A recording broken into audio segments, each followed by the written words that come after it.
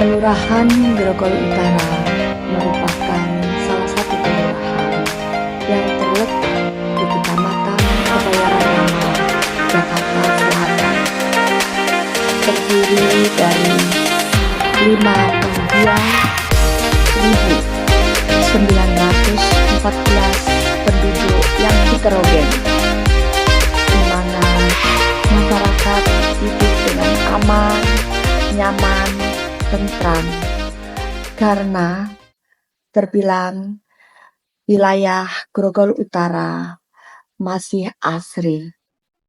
Tindak lanjut diklat pembangunan berkelanjutan yaitu adanya sosialisasi bumi sudah semakin tua kepada masyarakat, dengan harapan pembangunan memperhatikan generasi penerus bumi ini dengan cara menjaga, merawat, dan berinovasi tersampaikan kepada seluruh lapisan masyarakat.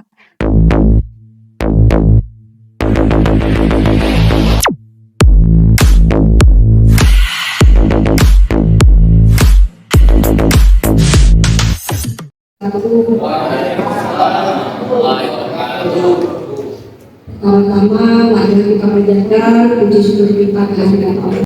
Selanjutnya, sholawat serta salam tetap kita curahkan kepada junjungan kita Nabi besar Muhammad SAW.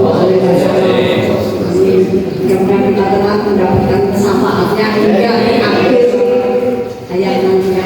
Itu dulu yang udah dari kita udah punya nenek juga, terus Nabi berarti udah berapa abad hitungannya bumi kita.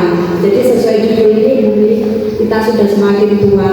Dan punya 1980 sampai 2020 di data yang terakhir ini dan grafiknya meningkat terus. Mohon izin sekali lagi, pasti Bapak Ibu sudah tahu tentang ini. Saya mohon izin sekali lagi cuma mengingatkan ya Bapak Ibu begitu.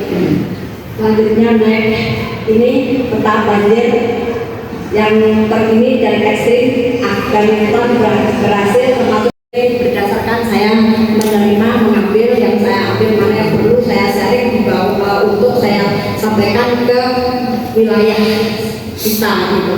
Izin ya. Terus ini peta kondisi gradasi air. Jadi zona rusak yang merah. Nah ini Jakarta, Tangerang masih terbilang tinggi, tapi ini 2017 kita punyanya data kemarin waktu di diklat 2017 Bapak yang masih. Jadi seharusnya masih kita kalau bisa disarankan tembus akhirnya dari air galon tembus lebih bagus. Begitu Bapak. Izin saya sekedar menyampaikan apa yang saya dapat ya Bapak Ibu sekalian. Bangunan gedung berdampak terhadap lingkungan. Sektor bangunan yang berkontribusi negatif terhadap lingkungan yaitu air 12%, emisi gas rumah kaca 30%, pengeluaran limbah. Jadi limbah terutama kayak limbah pabrik kayak gitu Pak, itu penyumbang terbanyak Pak, 65%. Ditambahi dengan konsumsi listrik ini juga efeknya ada juga Pak limbahnya itu ternyata paling besar 70%. Itu penyumbang dampak terhadap lingkungan. Lainnya melalui penerapan prinsip bangunan gedung hijau sesuai dengan fungsi dan klasifikasi dalam setiap tahapan penyelenggaraan. Jadi intinya memperhatikan penghijauan. Mungkin ada contohnya next. Nah begini, ini yang salah tandus. Jadi boleh kita rumah kecil paling nggak ada lah hijau-hijaunya. Itu di mata juga bagus. Kalau anak-anak belajar mungkin di ruangan, anak-anak belajar mungkin monoton di dalam ruangan, nanti bisa dia maksudnya sepadan. Maksudnya solusi ya bisa kita berbuat atau gambaran atau solusi ini salah satunya konservasi air. Apakah konservasi air? Konservasi air yaitu upaya menjaga dan melindungi sumber air. RPK.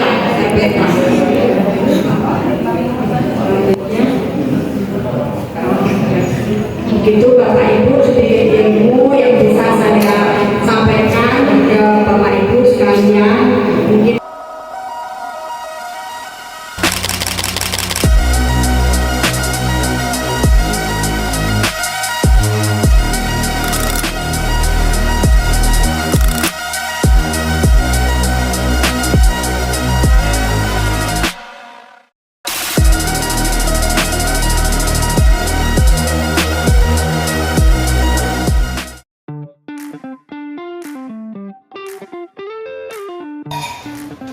Kelurahan Gerbang Utara sudah menerapkan semua program kerja Pemprov DKI Jakarta.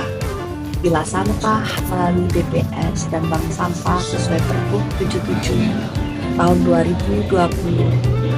Pengumpulan minyak jelantah, composting, budidaya maggot, pembuatan pupuk NG, sumur resapan, pipa, adiwiata, terakhir di SNPN 16 Grogol Utara.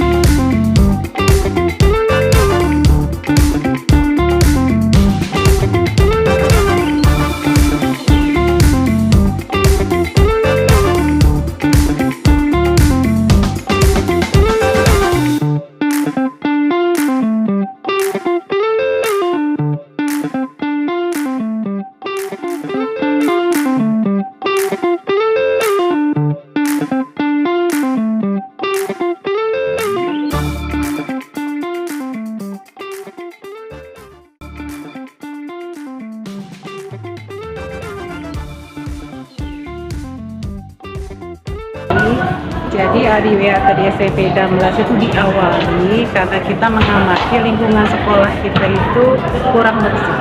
Kesadaran warga sekolah untuk kebersihan dan penghijauan masih kurang. Oleh karena itu kami mengusulkan bagaimana kalau kita adakan program adiwiata. Dengan begitu anak-anak akan timbul, semua warga akan timbul rasa harus menjaga kebersihan, harus menjaga keaslian sekolah.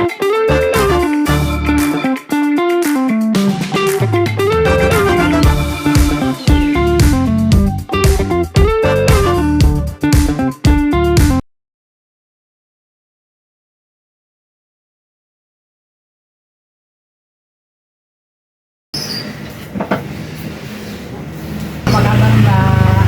Alhamdulillah baik. Alhamdulillah beserta ibu-ibu, bapak pengurus bank sampah RW 14 ya. Iya. Nama bank sampahnya tadi? Bank sampah mandiri ya.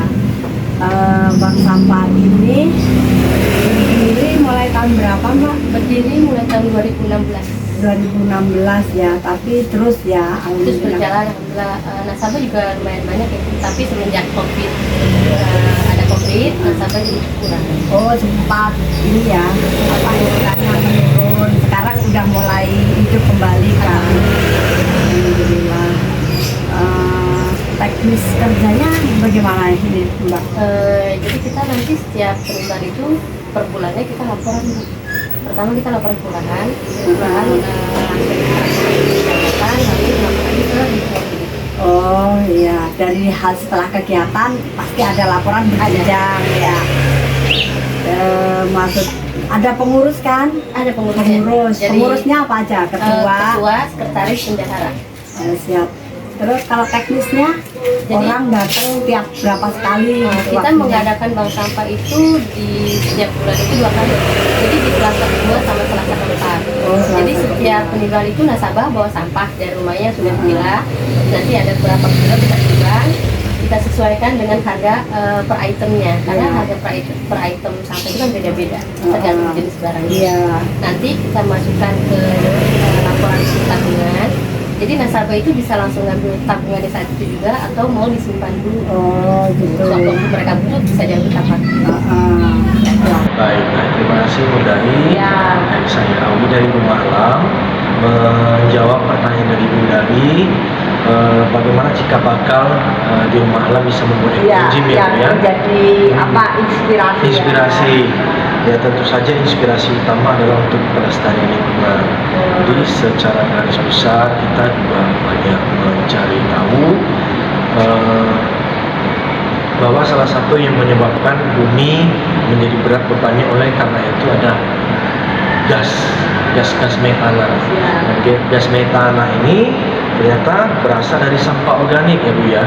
Terutama sampah plastik ya, ditambah organik ya. Organik dari sayuran, buahan. Jadi kalau itu dibuang bebas, ditumpuk ke alam, dia akan menghasilkan gas yang cukup berbahaya bagi kehidupan dan atmosfer kita.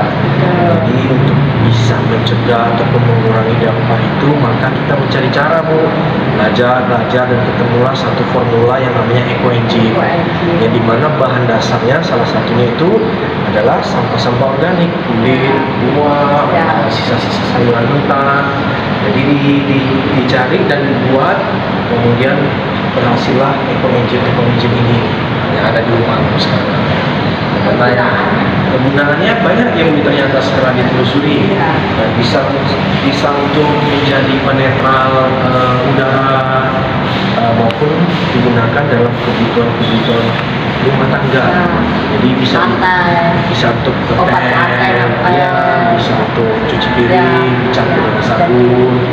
Dari bahan sampah organik bisa namanya kegiatan ekonomi sirkular tadi. Terima kasih. Sama-sama Ibu ya. Sukses selalu, sehat selalu. Semuanya sama-sama. Semoga bisa bermanfaat ya. Amin.